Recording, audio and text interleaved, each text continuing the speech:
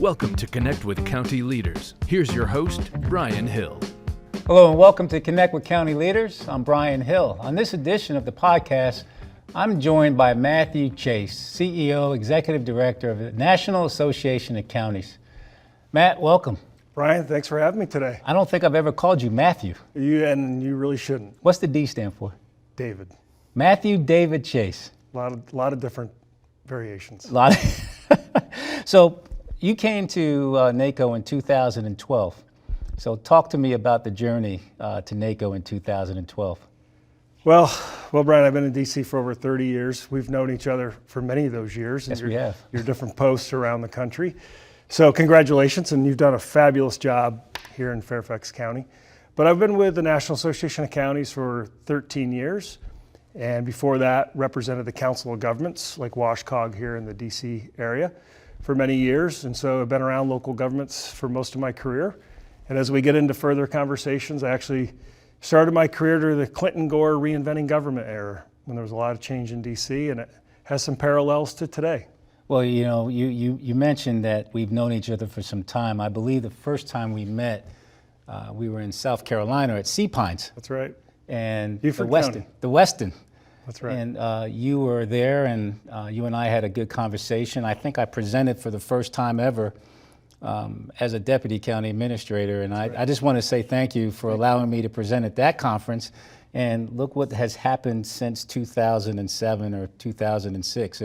We're back here in Fairfax County, and thank you so much for being on the podcast with me today. Well, thanks for our partnership, and as we get into the conversation today, you're the right person for the leadership of Fairfax County in these really interesting times where you need to be dynamic, you need to be agile, you need to be calm, and really think through immediate short-term impacts, but also long-term. So thanks for your leadership. Well, we're looking, and again, we're working a lot with NACo on various and sundry of things, but tell the audience what NACo is and what NACo does for all of our 3,055 counties. I think 3,069 counties. So 69, all right. So the National Association of Counties, we're celebrating our 90th year this year, and we were created to be part of what's called the intergovernmental system. That's how do federal, state, local, tribal officials across the country work together. We're not a special interest group, and I think that's really important for folks to recognize. We represent counties as an intergovernmental partner. In states like Virginia, where you have the Dillon rule and you have to really work closely with your state, that's important. But so many of the state decisions start at the federal level and trickle down. And so our job is to be the county voice at the federal level.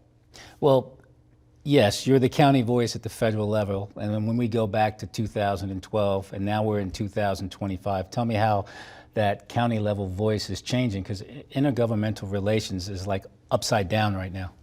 Yeah, right now I think we're probably seeing the biggest transformation of federal, state, local partnerships in the last 50 years. We're seeing a tremendous amount of devolution of funding responsibilities, but also seeing some major preemption and some major growth in federal mandates. And so as we talk about it, counties touch just about every federal agency. That's where we're really a unique level of government or an industry. We touch every agency, and there's something happening in every agency that's going to push down responsibility to the counties. Yeah. So when you say that, you know, the federal policy issues for county leaders right now are many and varied. Give me two or three that you really think that we need to really hone in on as we move into 25, 26, and 27. Yeah, when we're talking to our county leaders, we say, here are the issues in the hundreds of billions of dollars. Here's the ones in the tens of billion, and here are the other issues that are more traditional. So the number one issue that we're facing now is tax-exempt municipal bonds. So Congress is opening up a tax discussion, and one of the ways that they could potentially pay for tax breaks is to get rid of the tax-exempt status of municipal bonds. So we're talking $4 trillion in infrastructure over 10 years, over 80% of our nation's infrastructure. There's no philosophical argument against muni bonds. It's simply they need to raise federal revenue to offset tax breaks. So a county like Fairfax, where you also have responsibility for schools, but also your courthouses, your community facilities, things like water and sewer, airports, et cetera, in the community, we're talking about a potential increase in borrowing costs of $860 billion to generate about $320 billion in federal revenue. Yeah. So everything's on the table. What would that do if they got rid of the tax-exempt status of municipal bonds? Your borrowing costs as a county could go up 210 basis points. So 2.1% increase in your borrowing costs. Now, how do they generate revenue? The bondholders actually pay increased federal income tax. So who are bondholders? Typically pension funds and grandma. Yeah. So that's who would get the tax increase. Meanwhile, your property taxpayers would pay more for your infrastructure. Yeah, well, we're dealing with a lot of other financial significant issues in the county, as you know. Right. When I first saw the first executive order, I read it and I stated to myself, okay, we're going to have to track these because I think these are coming fast and furious. Right. So Fairfax County has an executive order tracker, and our team basically looks at it, describes it, gives me the impact. Right. At NACo, what's your process with the executive orders? Because we have a bevy of them. Yeah, we're tracking them, and there's over 100 of them. The ones that have really direct day-to-day impacts on counties cover immigration, and we can get into what's called an ICE detainer issue. And that's going to be a challenge for counties because the federal government is asking us to do something as counties that is against the constitutional rights of citizens and residents. And so that's going to be sorted out through the courts. There's some on elections, there's some on energy policy, where there would be significant preemption of state and local land use when it comes to energy development. And that's not just your traditional energy, that's also mining and other resources. And we have a bunch on federal funding freezes. So I think that's one that really is going to impact Fairfax, especially since the county has a significant leadership role in health and human services, right, especially on the human service side of your budget. Well, the budget reconciliation process is very, very hard to understand. And we kind of touched on it a little bit because GOs and all bonds are associated with it. What is the reconciliation, and how might the various tax and spending proposals impact, county governments? And again, our residents and our partners are going to be impacted significantly. And we're not even talking tariffs here, because that's something else. Yeah. So let's talk about this, and then we're going to talk about tariffs and how that impacts us as well. Yeah. So what is budget reconciliation? It's a fancy way of saying a bill that doesn't need 60 votes in the U.S. Senate. It was designed to deal with tax and mandatory spending, and it was supposed to reduce deficits over a 10-year window. The reason they use it is it can't be filibustered in the Senate. Right. That's it. So what they want to do is extend the 2017 tax breaks, and they want to actually extend new tax breaks. And to do that, they have to come up with about $1.5 trillion in cuts, especially in the House. So to do that, they have to raise new revenue, or they have to find cuts. For counties where we're most vulnerable, tax-exempt municipal bonds, Medicaid, which even if the county doesn't have a direct role in Medicaid, the states are going to have to pay more for Medicaid. In those counties with indigent care responsibilities and have uninsured, they'll have more people fall into the county social safety net. Yeah. But we're also going to see substantial cuts and cutbacks to nutrition programs, to different welfare programs, and a lot of the different human services. So, Matt, we have a lot of topics that we're going to need to discuss. NACo represents a diverse range of counties in the United States. I mean, you go from the NACo business, right? That's our group. Yep. I'm going to talk a little bit about that. To smaller counties. You have very unique challenges and opportunities. But what are some of the emerging issues that you are seeing moving forward? Yeah, so beyond just the federal policies, you were part of our AI exploratory committee. Who? I was? You were. Oh, okay. And so helping us think through emerging technologies. Yep. And what is that going to do for the broader public, but also how can it be a tool for counties who are facing workforce shortages, and not just workforce shortages, but increased demands by residents. When we see all these federal and state policy shifts and funding shifts down to the local level, more is going to end up on your back. as Yeah. a county official. Yeah. So how are we going to become more efficient, and how do we use tools like Gen AI in an appropriate way? Not to replace people, but to get more done because we have more Well, demands. yeah, absolutely. Augmentation is going to be the key with AI, but we also need to start a component piece to upskill our workforce, because we're going to continue to need them to do different things, and it's just an iterative process. Like when we got the internet, people realized that, wow, that's pretty powerful. AI is something that is ridiculously powerful, and we're going to also need to deal with the electric necessary to support all the data centers in the region. That's right. Northern Virginia has 2,900 data centers. Right. So we're looking at a lot of different things, but the data storage, the cloud migration, the AI, and I want to thank you for allowing me to be on that national panel, because that toolkit is spot on.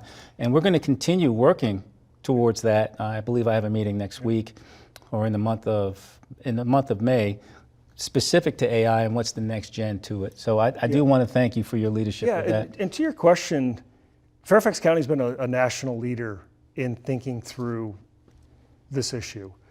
And as we travel the country, what we're seeing is this intersection of, it's really about land use. Are we going to use it for open space? Are we going to use it for housing? We're going to use it for manufacturing and distribution? And what are we going to do with energy, including not only the data centers, but the transmission? And those are really tough issues. I don't have to tell you. You've got the public coming to all of your Board of Supervisors meetings. But we're trying to really work with local officials to understand the future of energy. When a ChatGPT search takes 10 times the amount of power as a Google search, and that was pre-AI being embedded into Google searches, you can tell there's going to be an explosion of energy. But local residents don't always like it, and so you have to deal with it. And on the flip side, it can generate revenue for counties to reinvest in all these other programs that we talked about. Well, absolutely. Many of our residents, some of our residents don't like data centers, and then I see them using their cell phones, and I'm like, if you don't use that, we wouldn't need as many data centers. Well, I can't live without it. That's right. So they don't understand the genesis of a data center and why it's being needed, which is unfortunate. But you talked about energy. What about housing? Housing, when I started this job, when you asked earlier, 12 years ago, housing was maybe a top 10 issue. Now it's easily a top 2 issue. Behavioral health and housing are the top 2 issues that we hear about. And it's really complex. We're seeing a change in how money flows around the country and even the globe. We're seeing private equity get very involved. And one of our key observations is, if we had this conversation 10 years ago, we would be talking about home ownership. You don't hear anybody talk about home ownership these days. It's all about housing affordability. Right. And what is that going to mean to county governments, especially those that are a property tax-based government, as we move from an ownership society to a renter society? Nothing against renters, but I'm saying they got different incentives, and we've just got to think through, what do we want as a society? That's an interesting concept, and maybe that's one of those concepts that we discuss when we get together in October, because when I look at renters versus home ownership right here in Fairfax County, and then I look at the Alice population, there's a kind of an unbalance that I'm trying to figure out how we can move it forward to allow folks absolutely to have home ownership, but not be in a situation where it's check to check to check. That's right. I mean, traditionally, home ownership was a way to get people engaged in a community. Right. It also turned out to be the retirement fund for a lot of folks, right or wrong, but it was really a way to generate wealth and transfer it from generation to generation, and we're moving away from that model. We are. So, beyond the advocacy at Capitol Hill, how is NACo amplifying the voices and concerns of the county? Our whole philosophy is, let's be an aggressive advocate at the federal level, but let's not wait for the federal government to save us and to serve our communities. How can we take the purchasing power of 3,069 counties with a workforce of 3.6 million, 2% of the American workforce, and counties invest $770 billion a year. And so Fairfax has also been instrumental in helping us build national cooperative purchasing, where Fairfax is often a lead public agency for us, and helping us use your scale and your expertise in things like procurement and to help smaller counties that maybe don't have the professional staff or the purchasing scale that you have. So our approach is don't just sit there and complain. Like, let's get to work and work on things. We've launched recently our own PBM for prescription drugs to lower cost for counties. We're looking at technology solutions and just your basic things that you buy every day. Well, you have engaged us. I believe Kathy Muse, our former director of procurement, is working with you, and Paul Tragno, yeah. Yeah, Paul. Kathy is one of the most creative thinkers I've ever met. Yeah, Kathy is absolutely awesome, but that Paul guy, he texts me a lot about Maryland basketball. And he asked me point blank, who is going to be the new coach at the University of Maryland? And at that time, I was actually on the phone with Darryl Pines, and I'm like, yeah, I can't tell you. So I just want to put that out there. All jokes aside. We would much rather be talking about basketball. Oh, I would Our two be. favorite sports. Yeah, I tell you. So, Fairfax County has a program called Diversion First. That's right. And, you got NACo's 10-year celebration of National Stepping Up Initiative. Why don't you talk to us about that Stepping Up Initiative? Yeah. And I want to intersect how Diversion First is actually a springboard to what you have put together. Yeah, so over 10 years ago, our members, regardless, urban, suburban, rural, kept talking about jail cost, jail overcrowding, and people were just throwing their hands up of what are we going to do? And we said, well, let's get to work. This isn't just federal policy issue. This locals can really take the leadership role in this. If we can get our sheriffs, our police department, the county board of supervisors, your prosecuting attorneys, the judges, the advocates in the community together and say, if we're going to be a great country, we shouldn't just be incarcerating those with behavioral health issues, right, particularly mental health issues and often co-occurring substance abuse. So let's look at who's in our jail and let's look at why. Let's start with the principle of safety first. Let's make sure that we're protecting the community. But what we also found was those individuals with behavioral health are more often the victim than the perpetrator. Okay. So let's start looking at our jail populations. Let's see how we can divert people safely, hold people accountable if they're committing crimes, but not incarcerate them where, one, it's expensive, and we were getting really poor outcomes in the community. So counties like Fairfax really stepped up. You actually are one of what we call an accelerator county, where with your Diversion First, I think you've helped over 4,000 people avoid being incarcerated. And I looked at this from my own personal experience, where my stepfather who raised me was a district attorney and a judge, and my mother's a mental health professional. Mm-hmm.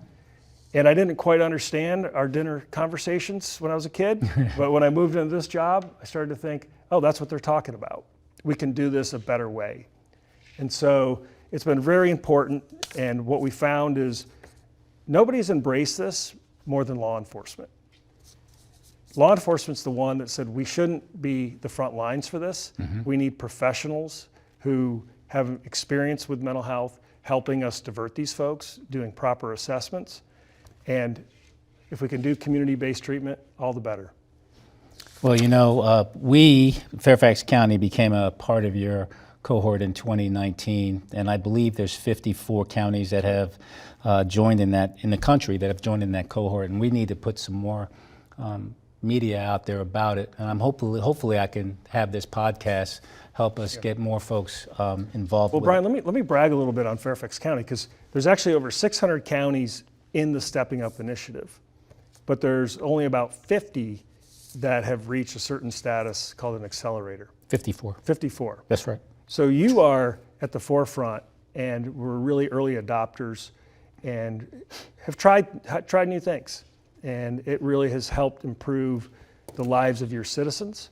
I was looking at some of the comments from your residents. There was a veteran who said he had become very lonely and had turned to alcohol, and through your program, he found himself again. Mm-hmm. He said he's now married with 2 kids and is a productive member of society rather than being incarcerated. That's awesome. And that's all because of the leadership of your board, of you and your team, to really take a resident-centric approach. Yeah, well, I'm very blessed to have a great board of supervisors.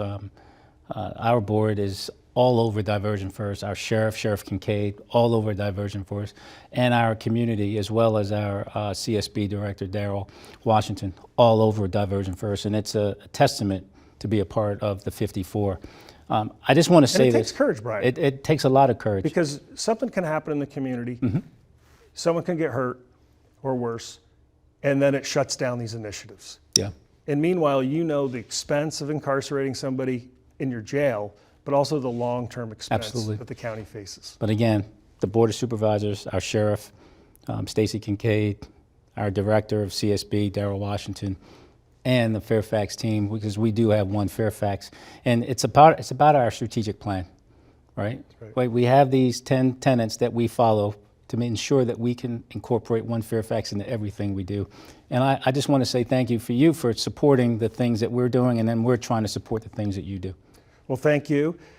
With strategic planning, you have helped other big counties across the country look at their own strategic plans and model off of Fairfax. So not only are you doing a great job within the county, but you and your team are inspiring other counties to think forward and continue to innovate. And if there's one thing we've learned with the federal policy landscape, there's no such thing as status quo. No. You're going forwards or backwards. And in this landscape, you got to adjust, and that's what these strategic plans are designed to do. Well, I'm going to say this. I'm going to give you the last word, and then I'm going to No, you're brag. not. Yeah, I'm going to There's no brag. way. I'm going to brag a little bit about something because I'm going to say something at the end that's going to make you laugh, and we're going to regroup in October to see how many people have done what I'm going to do. So tell me what the last words are from NACo and Matt Chase. Well, these are serious times. Yeah. And what we tell folks, whatever you care about, as a county or as a resident, advocate now. Don't sit on the sideline. Email the White House, call the White House, call your members of Congress. But whatever you are passionate about, now is the time, because everything is literally on the table. Yeah. There's no sacred policy. There's no sacred program. Everything is open for discussion, and now is the time to take action. So, my thank you for that overview. Now I'm going to say this: NACo Business Counties in October, right? I want to see how many times you get requested for a podcast from maybe El Paso or Franklin County. I hear because Ken does his own podcast, or Daryl. I don't think Daryl's going to do a podcast, but David might. And then you got your girl in LA County who just blew everybody away, Thecia Davenport. So right. I'm in a very, very high company when I deal with it. And Hennepin County, my man David. So we're going to look and see how many times you get a request now. You're unique. Always. And that was courageous to come on your podcast. Well, I want to say thank you to you. I also want to wish Congressman Connolly a quick, speedy recovery. We love you, Congressman Connolly. We're going to miss you representing Fairfax County. Ladies and gentlemen, that is the conclusion of the episode of Connect with County Leaders. My special thanks to my friend Matthew Chase, who I've known longer than anybody in this building, Director of the National Association of Counties, for being here. And thanks to you for joining us. I look forward to talking with you again next month on another episode of Connect with County Leaders podcast. Matt, thank you so much, brother. Mr. Hill, thank you. Appreciate you, man.